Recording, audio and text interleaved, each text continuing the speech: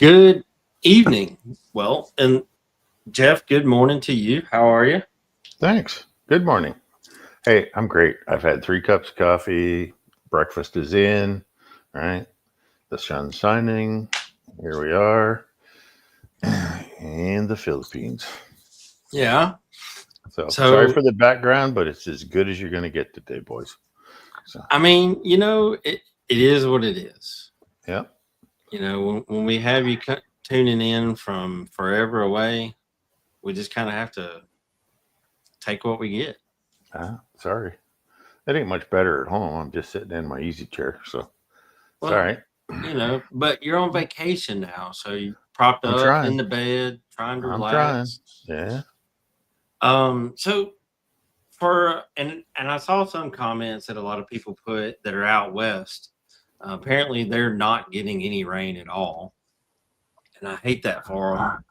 But for people on our side of the country, the eastern side of the U.S., we're having problems with it. They have problems with it.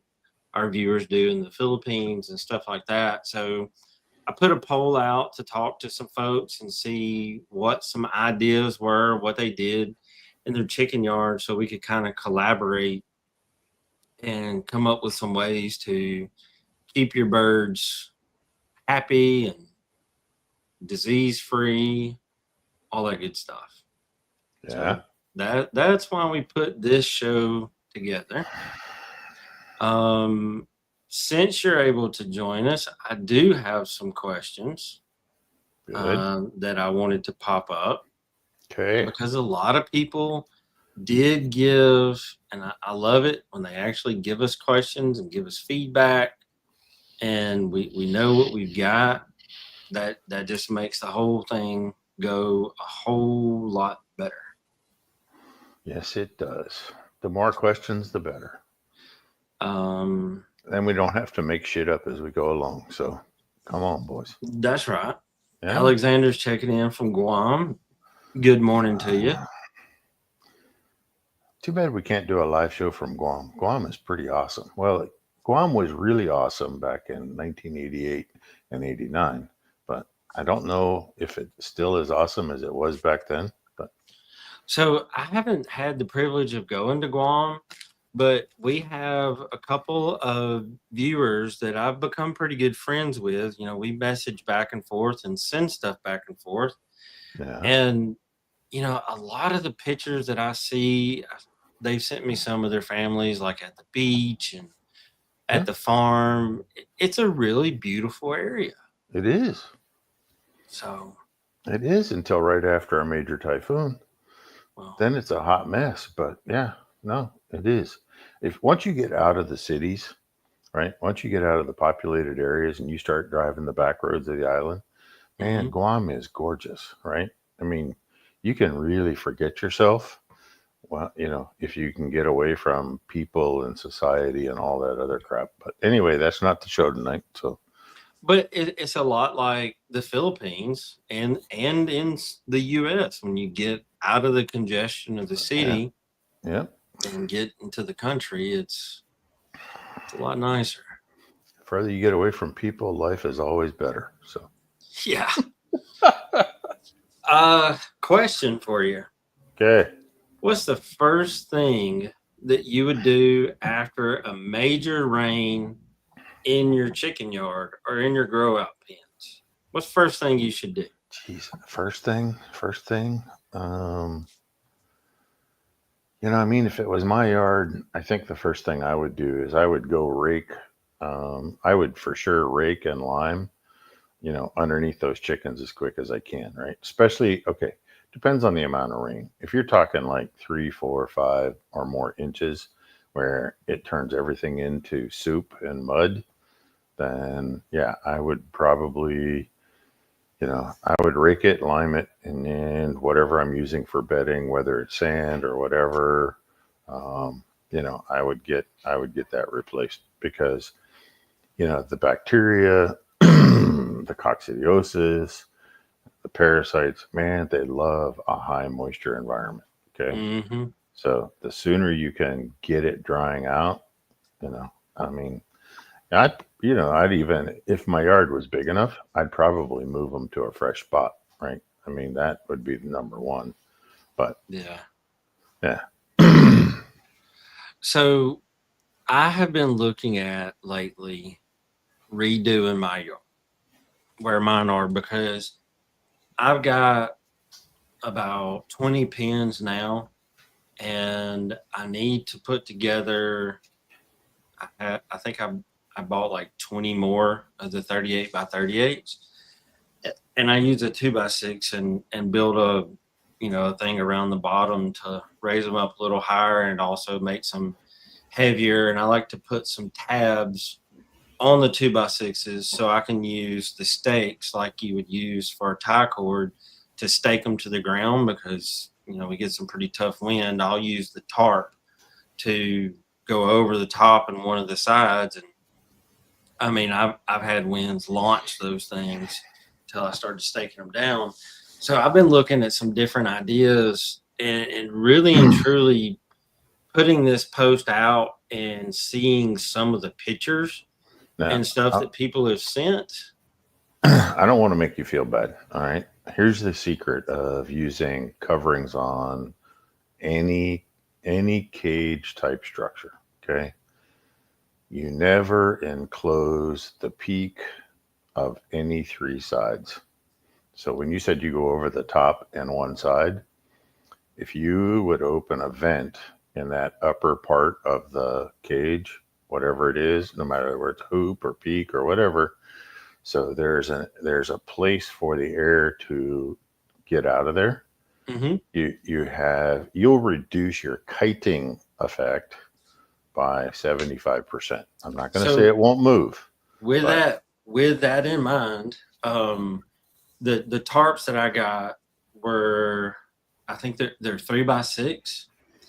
And so what I did was, in a couple of different spots, I would pinch some together and cut like a U in them, like you see a lot of those vinyl signs that people stick up on the side of the road, where they'll have a little shape cut into them for that. And apparently a couple of them I didn't make them big enough or whatever, because them son of a guns launched. Yeah, you need about 25% of your height in that, in that. So you never want a place for the air to get captured, right? That's one of the biggest mistakes. Our listeners here don't necessarily know that I do a large amount of my business with the folks that are referred to as pastured poultry, where they move their commercial chickens out on grass on a daily basis.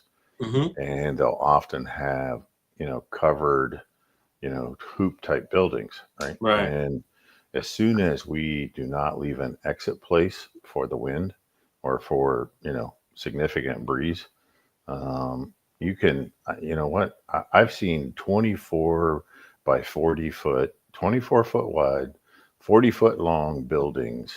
Okay. Launched. Right. Lifted off the ground and moved like 20 or 30 feet, or in some cases, rolled right over on its side. Okay. So we have some mutual friends that live in Central Florida. And last time I was at their place, they had one of their coops that looked like it had been beat up. And that's exactly what happened, is it got launched. Yep. And and look, I mean, when you're going through a hurricane or a typhoon, even if you have the vented back end, it doesn't matter. They're still going to launch, right? Just because of, the way the wind direction is mixed and everything else, and just the sheer velocity. But, anything, once you get over 80 or 100-mile-an-hour winds, you're not really going to do anything. Yeah, all bets are off. Right. And even staking it down, right? Because our mutual friends stake their stuff down, they weight it down, they do all that, right? And when you're at 150-mile-an-hour winds from a hurricane, Cat 4 hurricane, that shit's moving. Okay, you can only do so much. Right. Hey, Dwayne, what's up?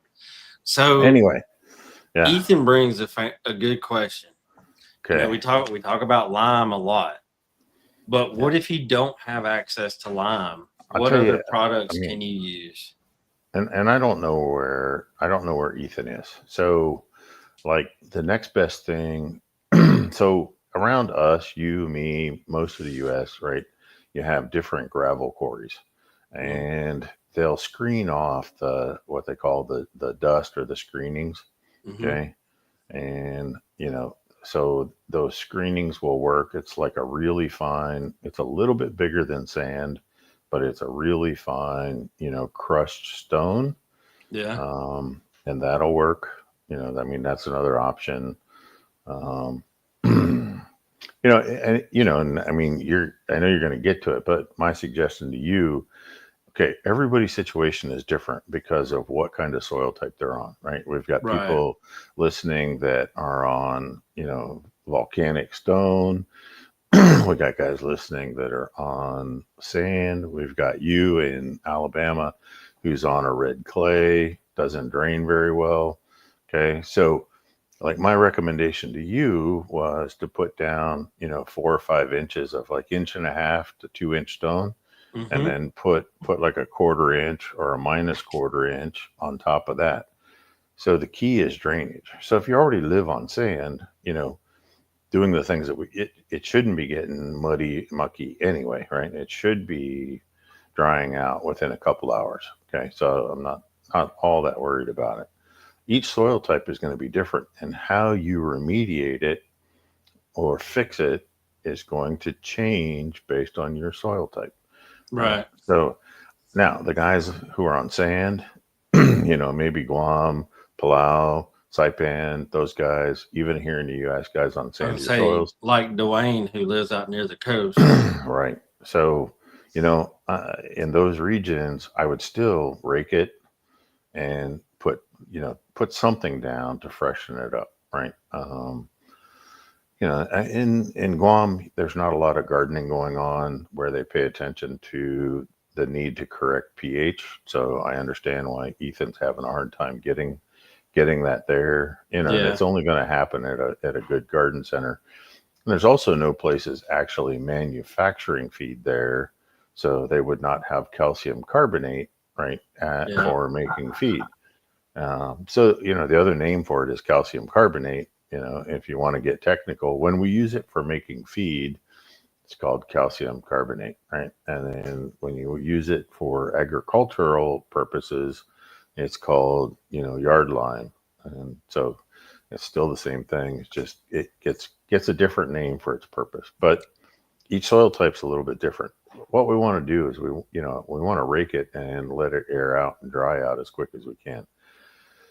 Number one thing, you need your chickens to be on dry ground. Okay, that's why I told you in your case of heavy clay in Alabama, right? Put down, make beds of gravel. So even if you got 4 inches of rain, right, it's going to disappear into that gravel, right? And your bird's Yeah. going to be dry within an hour. Okay. I mean, they're okay being wet for, an hour or two. We just don't want them, we don't want their feet to continually stay wet. And because when when their feet are wet for a long time, you end up with things like bumblefoot, um, foot pad dermatitis. It softens the skin on the bottom of their feet. It allows for injuries a whole lot quicker, right? So we need to keep their feet dry, right? And if you don't have some sort of a roost bar or something for them to get up off the ground, I mean, that would be another suggestion is, if you can't do the things that we're talking about on the show, at least build something in the pen so the bird can get 6, 8 inches a foot off the ground, right, and give his feet a chance to dry out. Okay.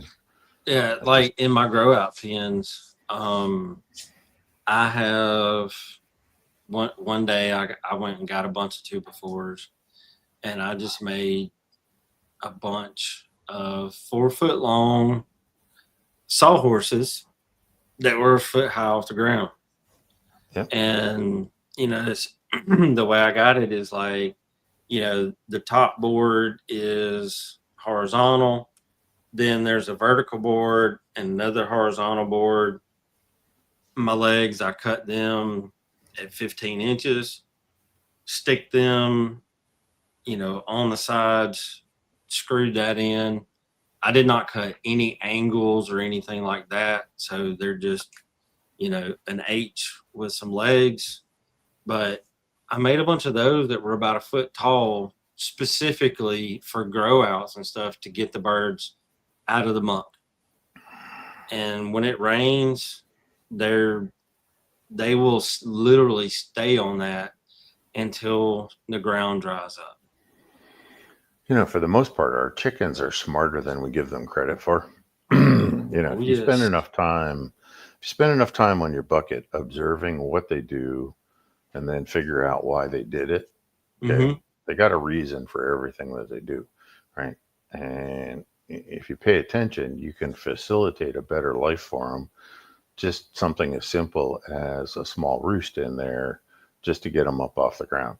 A chicken feels more mentally secure, right? They feel more security in their mind when they're off the ground. Okay.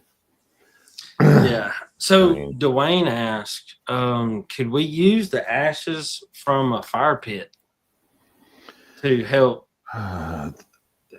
Okay. So the real fine ash, it depends on what your ashes are coming from, because real fine ash actually can make you even more muddy. Now, it works as a sanitizer, if that's what he's asking. In place of lime, yes, I can use ashes from a fire pit. I'm not going to get a huge drying effect from it. Right? I'm not going to, they're going to pick up moisture pretty quick, and they're going to turn into their own kind of mud. So it's short-lived. But for the sanitation side of things, yeah, ashes are a pretty good idea. So there you go, Ethan. In Guam, since you can't get lime, if you have a burn barrel, or if your family, if y'all have a fire pit or something like that you set around, then take those ashes and you can keep those and use that to help sanitize the ground. That would work out really well. Yep. This right here, this was a product that was recommended by one of our viewers. And, everybody's heard of the stall pellets, but he actually found the wood fuel pellets for like a grill or whatever. They were cheaper than the wood pellets.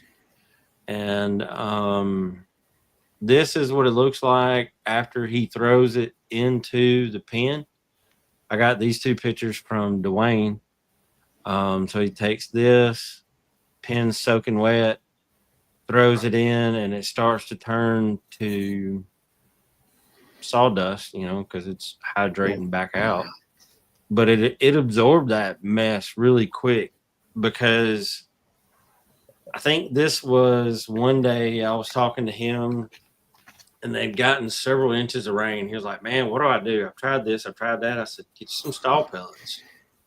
So we're talking. He goes to Tractor Supply and he finds those and comes back and is like, "Man, this is like a sponge."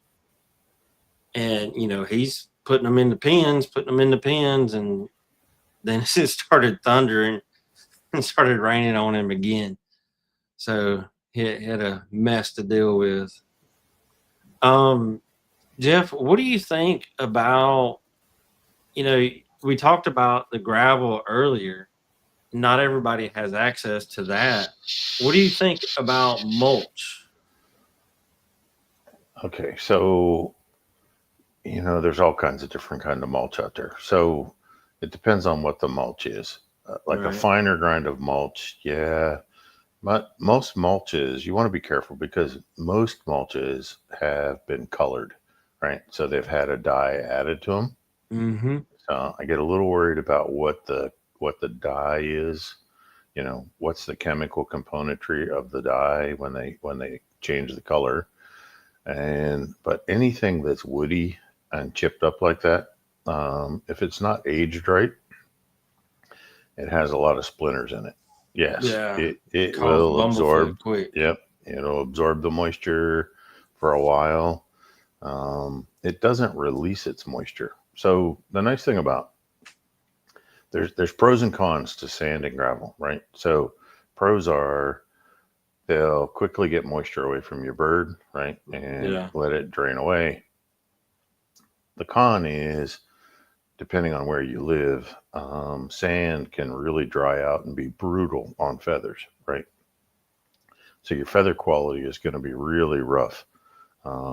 It can actually dry them out and just make, your birds aren't going to necessarily look their best on sand, Yeah. Because or it can even a dry out really their fine feathers gravel. and stuff. Yeah, right. It's rough. It's abrasive. If you think about sandpaper, and the bird gets sand up in it, right? It's going to be rough on the finish of those feathers. So for the guys who are using sand, and I'm not opposed to sand, so I don't want to see any damn post out there on any, Gamefowl website says, "Oh, old man Maddox, he's got his head up his ass. He don't like sand for bedding." I did not say that. Okay.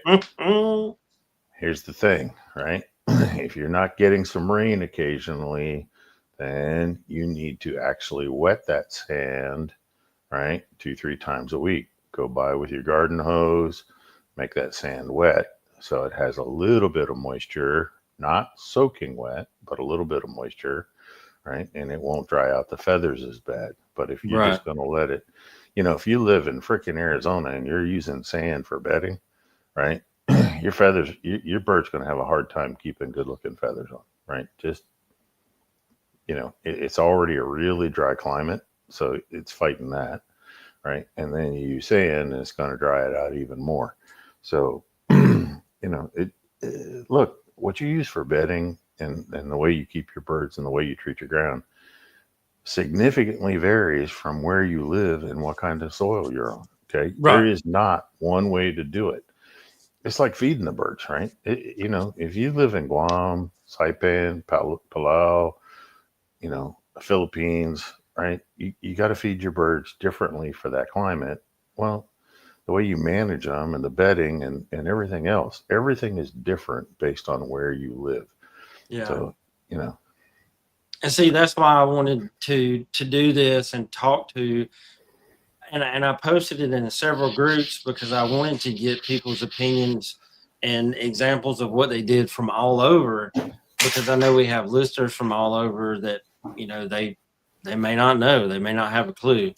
Like this bird right here, this came from these wood, man, these are more like bark off a tree, not wood chips. And personally, I kind of like that because the bark is huge chunks. Typically, don't see a lot of splinters in it. It's not dyed. Um, there's no chemicals, that kind of stuff. So I kind of like this idea. I know a couple of people that have done it, and there is a app that I can't remember right now off the top of my head that you can actually download that connects people like us with tree companies. And when they go in and they have to remove a tree and chip it, they need places to dump those without paying to go put them in a landfill somewhere, and they'll dump a dump truck load of them in your yard, and you tell them thanks. right. But if you're going to do that, okay, look, now you have fresh chips. Okay. So if it's coming from a hardwood or a sapwood, like a maple, a oak, poplar, fruit tree, something like that, not non pine, okay, you have to wait for it to ferment. Okay. It's going to go through a fermentation process. Mm-hmm. And dude, you use brand new green chips and leaves, right? And the funguses that want to grow on that are going to start growing no matter whether you put them in a chicken pen or you leave them on a pile. Yeah. Okay. Let that shit sit for about 3 months. Now, you put it in too early and it's going to, here's the fancy term, it's going to sporulate, right? So the fungus spores are going to come off of that, right? Your chicken's going to breathe it. Next thing you know, you got a fungal infection, you got respiratory issues, right? You're going to be reaching for all kinds of, Thailand 200 and this and that and the other thing. Just fresh chipped wood is not safe to use right away. You've got to let it age. Okay. Just letting you know that. All right. That's why You I do what wanted you to want. bring that up.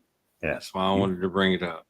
You do what you Now, want. They're your chickens, but this was what one person said, that they have ample space for their birds to roam and they don't have that problem. Well, I mean, I see 2 chickens out in a field right here. That would be and, nice, you and know, you're not if you're not going to free range your entire flock of gamefowl. Okay, it doesn't work that way. Okay, they're mm-mm. not domestic cuddle chickens. They are not cuddle chickens. Okay, they were never I mean, meant to be. you could get away with it for a couple of months after they hatch, but after that, you're gonna have problems. But depending on how you're raising them and what you're feeding them, and okay, I know the guys that I've talked to that are using breeder supplement, Show Pro or Rapido, right? One of our 3 supplements, and they're catching them up by 4 months old. Otherwise, they're just beating the shit out of each other, right? I Oh mean, yeah, definitely the idea of letting them go like 8, 9 months. I mean, if crazy. you're feeding them shit feed and they're growing slow, yeah, you can do that. Okay, but if Well, you're yeah, feeding they're them, behind. yeah, if you're feeding them good stuff, there ain't no way you're going to go past the 5th month, man, because they're already well. I mean, look, Dwayne brought you that gray, weighed 5 pounds 2 ounces at 6 months old. Okay, Look, so I posted a picture of that a few weeks back in one of the groups, and I was like, "How old do you think this bird is?" There's people swearing that bird was like 3 years old, 2 years old. I'm like, yeah, he's like 13 months old yeah, tops. I go yeah. back and check my records, but I'm pretty sure it's 13 months. Um, Anyway, so let's say you got your pen set up, you got a barrel farm with some tie cords, whatever your situation is. Um, can you go back and add drainage solutions after that pen's already set up? Like French drains, what do you think about French drains or rock bases? Something along those lines. What do you think about doing that to try to divert some of the muck? yeah, I mean, you can't. It's never too late to put drainage in. Um, because I do so much on the agricultural side with farmers who grow crops, right? I get them to put in what I call subsoiling, where you drag a giant pin through the ground, and it cracks it open down 24 to 30 inches, right? And that works as good as like a French drain or tiling or anything like that. So, Mm-hmm.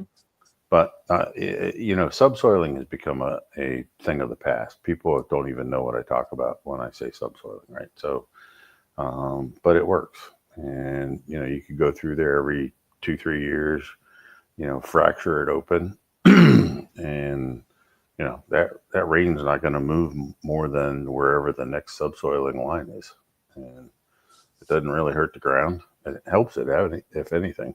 Yeah. You get better grass growth, you get better moisture retention, the whole thing. So like the situation that I have, um, I've got the 38 by 38s in rows. And what I thought about doing is getting a mini excavator and digging a ditch 18 inches, 2 feet down, and putting in some of the, it's the black corrugated pipe that has the styrofoam stuff around it. Stick Right. that in the bottom and then put rocks on top of that and kind of like make a rock walkway through there. But that way, when the rain hits, it'll go into that and it'll pull it away. What do you think about that? Yeah, when I use the term tiling, that's exactly what we're talking about, right? So, whenever a farmer goes into his field, he'll trench it and he'll put that black pipe with the sock around it, so it doesn't Mm-hmm. fill up with silt. Mm-hmm. All right, it's called tiling. You just went a step further by putting in the gravel. I mean, it works, but it's a huge expense. You also know somebody that has bulldozers that probably has a ripper on the back, right? For ripping out roots and, Mm-hmm. Mm-hmm. yeah. So, you know what? You go through there with that ripper all the way down and crack that surface, you're good. You can do that about every 5 years, right? And just fracture the soil and it'll drain. You don't have, that's going to be a whole lot cheaper in your case because you got a buddy with a dozer and a ripper on the back. Okay. When I talked about the subsoiler, same Mm-hmm. principle. Okay. All you're Got it. doing is you're ripping, a 24, 30-inch deep seam in the ground. Mm-hmm. And as long as you don't go in there with other heavy equipment, right? You stay off of that with anything heavy, that crevice, right? That seam you just made in the ground will be there for years, years. You won't see it, right? It'll Right. heal over on the top, but down below that, that'll heal over. Now, if you want to activate it, if you want to do something so it really never grows back in, we Mm-hmm. can put some good biologicals in there, right? Like probiotics for the soil, right? We can put some probiotics for the soil down in that crack Yeah. and turn them loose, right? And that crack will never heal shut again. Okay. That actually sounds like a really good idea.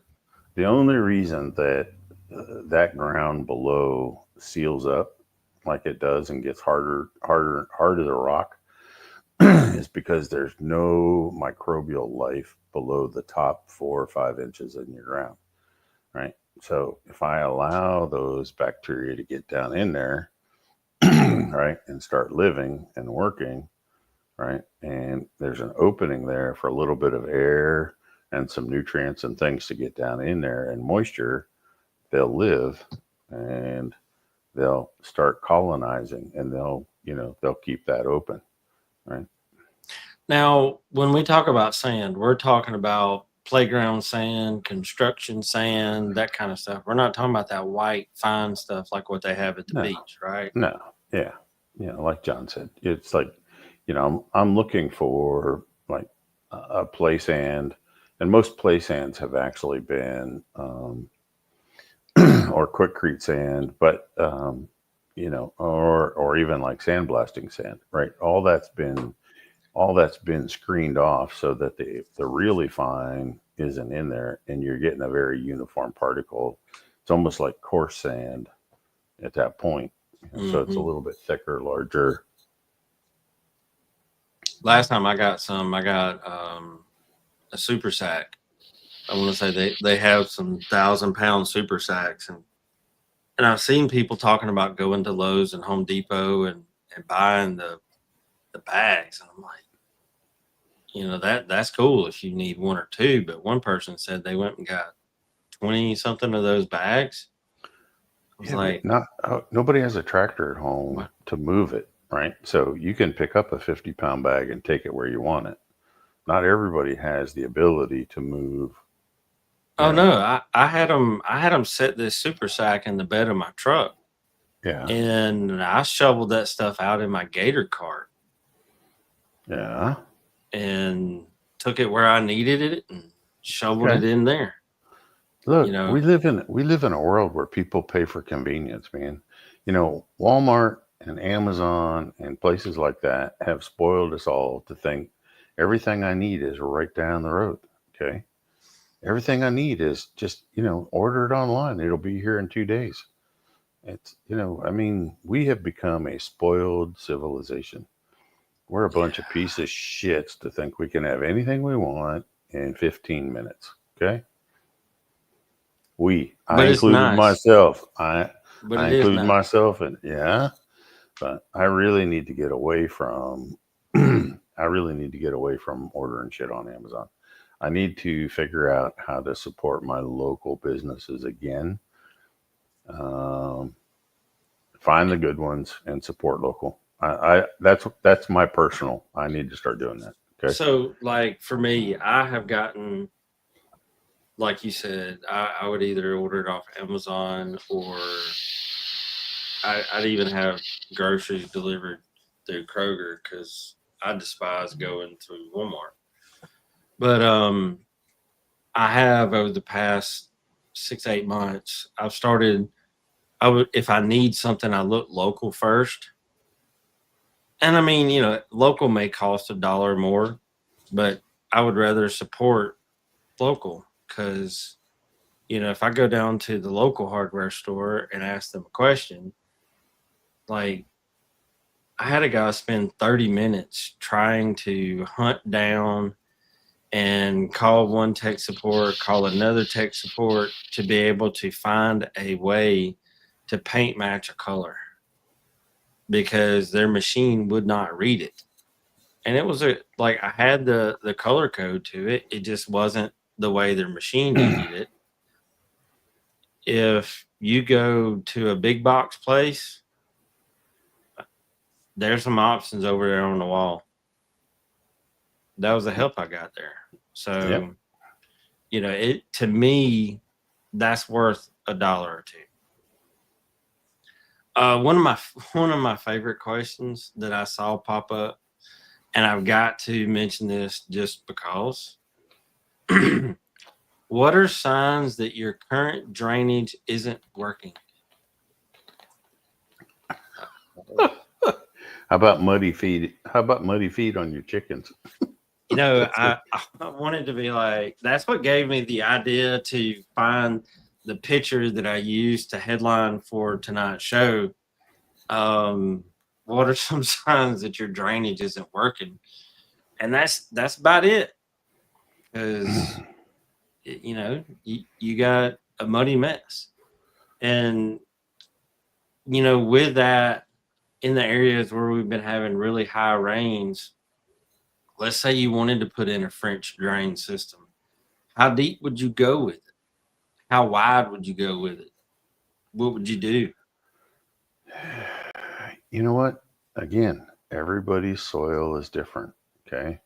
So when you start digging a hole, and most people have dug a hole in, they've dug in the ground at their property. Mm-hmm. If you can, right? Some properties are mostly rock, but you dig down, okay? And there's what we call the hard pan, right? So you go down, like my part of the world, we'll go down 6, 8 inches. Then we hit this clay layer, right? And it's really dense, ugly, okay?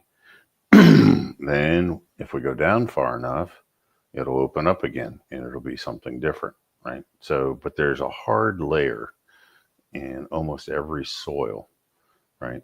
Referred to as the hard pan. And if you can break through the hard pan, okay, your drainage works a whole lot better. And it's different for everybody. I've been on land where the hard pan is down at 10 inches. I've been on other land, like old river bottom land, Mm-hmm. and you can't get a backhoe to go deep enough to find the hard pan, right? So Right. every place is different. Now we have this high tech tool called a penetrometer, right? And it's a high carbon but stainless steel push rod with a T handle on the top, and it has a gauge, right? It has a pressure gauge. Yeah. And as you push down through, right, you're watching the gauge, and it has a green and a red area and all that. Mm-hmm. And you wait for that pressure to get really high, and that's your hard pan. Well, then in some cases, you can keep going with the penetrometer, and the needle will go back down in the green, right, where it's not very hard at all. And that'll indicate where that hard pan or that hard layer is, right? And if I can break up a hard pan, everything drains. Okay. If there is a hard pan, first off, if there is a hard pan, right, and I can get through it, then drainage becomes a non-issue. You just giving the water a place to go besides running across the surface, right? Just letting it be a mud puddle and run across the surface of your ground is not the right answer. So good, healthy soil, water's going to soak into it. Okay. And it shouldn't be muddy, more than 4 or 5 hours after the rain stops. Just giving you a reference point. I'm not okay. It's not about right or wrong. I'm just giving you a reference point. So, but in your Alabama clay soils, from what I've seen driving around, it don't work that way. Okay. And Yeah, it you don't. know, especially if you're on soil that's been abused with a heavy chemical use, lots of Roundup, herbicides, pesticides, insecticides, tractors bigger than they should be because a man's in a hurry to get home, whatever, right? I mean, all that adds up to lower soil life quality. So, and by using the lime and using the right amendments, we're actually going to bring the life in that soil back. Okay. See, Dwayne says his water level is about 10 inches down. Yeah. Yeah. So he's just in a high water area, right? I mean, it's already there, so it has no place to go anyway. Yeah, that So sucks. in Dwayne's case, that's where putting in, okay, digging some sort of a pond to catch it, and Mm-hmm. then running those pipes like you were talking about with the filter sock on it. Mm-hmm. So then run it all to a pond area, right? Um, would be beneficial. Now, one question that I had was, people were talking about the stone option, getting I think it's called 57 stone. It's about an inch and a half, give or take, and putting down a few inches of that. And they wondered if it would be okay to put like a landscape fabric on top of that and then go with pea gravel or peat moss or something along those lines, for another couple of inches. So the birds, because they were worried about the rocks being hard on the bird's feet and causing bumblefoot or something along those lines. You can. Actually, if you don't want your rock to disappear and you don't feel like you want to replace it every 3 or 4 years, Yeah. I would put that filter cloth under my gravel, right? So basically, I would dig down 4 to 6 inches, right? Put my filter cloth or my underlayment cloth down. Then I would put 3 to 4 inches of the inch and a half, inch and a half, not maybe 2 inch would be the biggest I would want, Mm-hmm. of crushed. It depends on the stone too. So, like if you live in an area where there's a lot of quartz, like in North Carolina and some other places, they have a lot of quartz, and quartz gets very sharp. That sharpness on the bottom of their feet can be a problem. Right. I live in limestone world, right? So limestone edges are not sharp. So putting down a bed of limestone, crushed limestone, but anyway, put down 3-ish inches of inch and a half, crushed stone, then putting 1 to 2 inches of fine stuff, not sand, um, what'd you call them? The pebbles, you The know, peat pea gravel. gravel. Pea Yeah. gravel. So, Yeah. something in like quarter to half inch Mm-hmm. on top of that would be excellent. Okay. And that's, you know, uh, if you look at construction sites, they always put down the really big stuff, then they put down a layer of a little bit smaller, then they put down a layer of small on top. And that's how you actually build, good foundational drainage.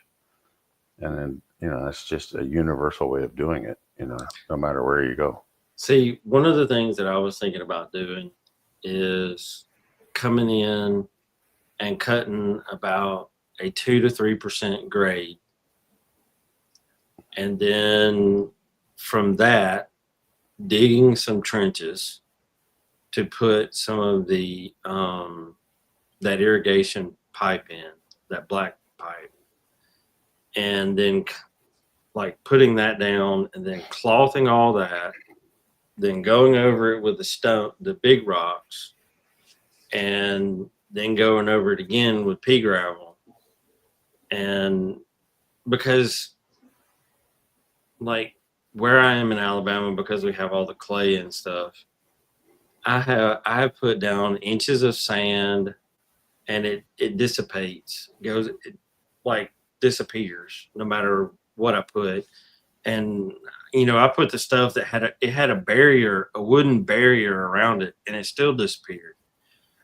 And so Yeah, if you don't put it's that, always one thing after the other, after the other, after the other. And I look back over the last couple of years at the amount of money that I spent on fixing after it rains, when like Dwayne said, the birds will be so deep in the muck, it's almost up to their keel. And I hate them being like that. So that's why I'm thinking, okay, if I look at what I've spent trying to fix it every time in the past, if I go and do this, is this going to be a one and done thing? right? If you rip it, like I told you in your case, because of your soil type, Mm-hmm. if you'll rip it, with that root hook on the back of a dozer, Mm-hmm. you go through there and you rip it, right? And if you have a place to go with what you want to skim off, fine. But I don't really see the need to skim off the top. But while that crack is open, Mm-hmm. make sure that you put some of your gravel in there, right? Just to keep that open. So that Right. is okay. But then if you don't put your underlayment fabric, like your landscaping fabric or your underlayment fabric under the stone, Mm-hmm. stone disappears, right? The soil will take it back, right? You're only going to own it for a year or two, tops. It's going to disappear.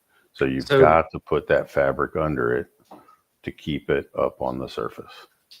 so basically, for any of these ideas, in order for it to be a one and done, fix it type thing, Yeah. we should put the fabric down. Like John says, he used river rock, which is pretty big, and then he came back with the pea gravel, which is smoother, smaller. Yeah. So I feel like that would be great on the birds. I mean, I'll walk on that stuff, no problem. But if you don't put down the fabric, right, your It too soil will wash away. is going to consume that stone, right? It's going to consume that gravel will disappear. Okay, just a matter of time, and you're going to be refreshing it every couple of years. So you're good with refreshing the gravel every couple of years, then that's fine. Okay, you're not hurting anything, but gravel loses its effect because it fills in, right, with dirt and sediment and other things, right, and it loses its drainage capacity. And so that filling in doesn't come from above. People don't understand that losing your gravel is it rains, the soil or the dirt underneath of it gets loose and migrates its way up to the top. Okay. All So right. yeah. So if you don't use the underlayment fabric, it's just going to, like I said, most soil types are going to take the rock away. But anyway, So here's another idea that I had a couple of years ago, and I tossed around with it for a while for my breeding pens, is building like a deck style platform, a couple of feet off the ground, and put the joist on 16-inch centers and all that. But instead of putting down a decking material, um, 1/2 by 1 inch hardware cloth. birds And don't do well on wire. You know, it, if you really pay close attention to our other friends that do exhibition fowl, in the show world, not game fowl, mhm. the people who keep them on wire actually have a higher risk of bumblefoot and curly toes and poor misformed feet. Yeah, So because they say that you have to use like coated wire, and some of them even use like, and Jin Jin is kind of where I got this idea from, because what he has, and they make them there, and you can't get them this small here, but it's a plastic platform that's like 8 inches tall, I think, and it has 1/2 inch by 1/2 inch square holes in it, and then he puts his pins on top of that. So that's what the bird's feet go on, so they never actually touch the ground. But Now it's a plastic material. You're only talking about his young birds, like his biddies, for the first like 3 months. But I mean, His I've seen them like with stag cages like that. I mean, his old birds are pretty much on the ground. Everything on a teepee is on the ground. His breeding pens might have a wire underneath. Okay, and that's probably for his managers to be able to pick up that pen with the bird in it and move it somewhere else. I did not see a lot of those with a wire floor. Okay. Well, this was like, okay, in the States we have hog houses, and so you know what hog slats are. Yeah. Okay, this was like a smaller version of that was made for chickens. Well, you can get those. You can get that here. I mean, if you look up plastic poultry flooring for layer houses, you can get it, and it interlocks. It's made to interlock with each other. It's got openings every so far apart, right? You could go out there and spray that down. You could wash it down, and it'll go down, fall through the cracks, and your birds will not have contact with it. You can get poultry flooring anywhere, right? And but if you did something like that, would it be safe for their feet and not causing like bumblefoot, stuff like that? And also, to add to that, is there something that you could put underneath it to help the poop disintegrate? Well, and that's where you want to keep something like a peat moss or good straw, or, in your case, stall pellets, or, right, you got to put something there that you're going to remove, every 6 months, right? You're going to pick your pen up, move it. Okay, so while you feel like you're making a safer environment for your bird, at the end of the day, you're actually reducing your bird's immune system because you have now taken away its exposure to its environment.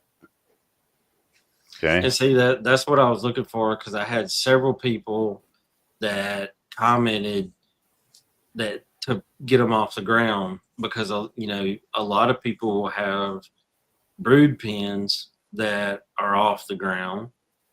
Yeah. And they'll have a section that's solid wood, and they'll put peat moss or whatever in there, and the biddies can run out on the wire and come back and forth once they hatch. So adopting that, there was a couple people that mentioned that. That's why I wanted to talk to you about it and see what your thoughts were on that as well, in case anyone else, anyone watching had the idea to see. Which, not a fan. I'm not a fan of wire. You just, you're asking for foot problems. And if you're on elevated wire, your bird's not in contact with its environment. So you're actually weakening the immune system, right? So having the bird, look, I don't want them living in muck and mud and their own crap and all that. There's this fine line of good and not good. Okay. So, and everybody's got to be able to figure that out. And I can't give you a description that's going to be a one size fits all either. Right. But, your bird needs to be in contact with its environment to a degree. Okay. So it needs that exposure to keep. So you constantly want the immune system to be challenged at a low level. Okay? Right. Like Definitely. at a low level, right? And if you're feeding the bird right, and it's got fresh air, clean water, good feed, it'll fight it off. Okay. It'll learn, its body will learn how to fight off, things like E. coli, salmonella, clostridium, listeria, all those things. It'll fight them off on their own. Okay. If we give it the right environment, okay, and it makes a stronger bird in the end. Okay. And, every time whether you're giving antibiotics or whether you're giving wormers or whether, when you're giving those synthetic type supports, right, you never let the bird build its own immune system to what's in its environment. And it's important for a strong immune system to let it have some exposure, not living in a pig pen, not living in total filth, but exposure to the environment is important for a strong bird. Just that's the truth of it. Okay. And I know I stepped on somebody's toes, and I'd almost tell you I'm sorry, but I'm not. But we need them to have good, strong immune systems, and that comes from clean air, clean water, great feed. And Okay? I've had people say my birds get coccidiosis, and I don't know why, because I bleach their cages out every 3 days while they're chicks. I move them to a new brooder and I clean it and I wash, and I'm like, that's why. Yeah, that's why. Because I would be willing to bet money that every bird alive has a certain amount of coccidiosis in their body. Guaranteed. And if you don't expose them to it, Carrie, I hate to tell you, buddy, but you have coccidiosis in your digestive tract. I've got it in mine. It is part of, as long as you keep it in its place, okay? As long as you keep it at the right level, it is part of the natural system. It's part of the natural environment of a gut. Okay? right? It's not, a little bit is fine. It's when there's too much. And, you and I deal with these, crazy backyard chicken ladies who want to treat their chickens like they're babies. And Yeah. you know what? And that's who's sanitizing that brooder every 3 days. And I'm like, don't do Yes. that shit. Okay. Here's the The one thing. person that said something to me Yeah. about it is Yeah. one of those. And she's a nurse. Okay. So in her world, the more sanitary you are, the better. Okay. And so here's, look, the best brooder people that I know, okay, only remove about 50% of the bedding in their brooder. Then they put some fresh on top. And they don't do 100% clean out but once a year.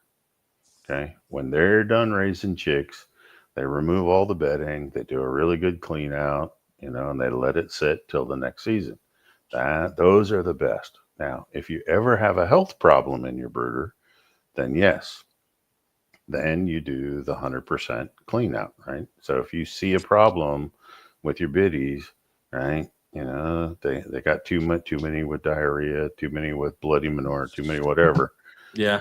Then you got to do the clean out, right? Because you got a hot environment. You're out of balance. Mm-hmm. But if you don't have a problem, don't fix it if it ain't broke. One of the biggest things I learned from my grandfather: if it if ain't it broke, ain't don't fix it. broke, don't fix it. Okay. And see, like for me, I clean my brooders out once a month because I put birds in them. And the only thing that gets cleaned, added, swapped, anything is the feeder and the water. And I that's all have she one of needs. those things that you would use in a flower bed to like mix the dirt up. It's like a miniature pitchfork.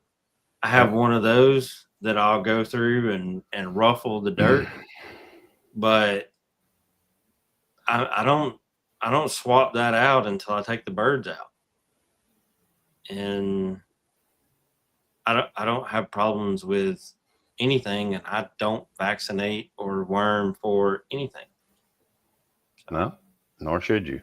So, although right. you and I are working on a brand new wormer pill, isn't that ironic?